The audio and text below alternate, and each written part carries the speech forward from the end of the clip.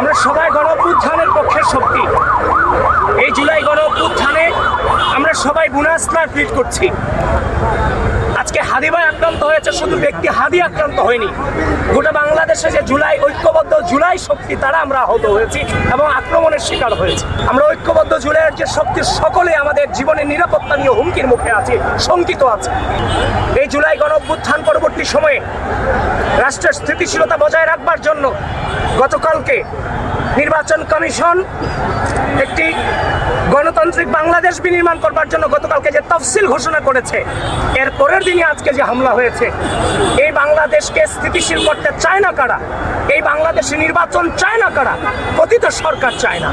এবং বিগত কয়েকদিন আমরা দেখেছি পতিত সরকারের বাইরেও বিগত সময়ে পতিত সরকারের সাথে যারা জড়িত ছিল তারাও নির্বাচনকে বানচাল করবার জন্য নানানভাবে চেষ্টা চালিয়ে গিয়েছে।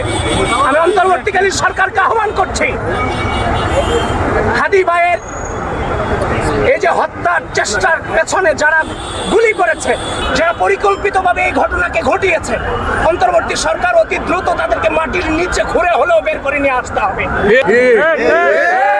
জাতির সামনে কাল শব্দের এই জাতির শত্রুদেরকে এই জাতির সামনে আপনারা উন্মোচিত করেন।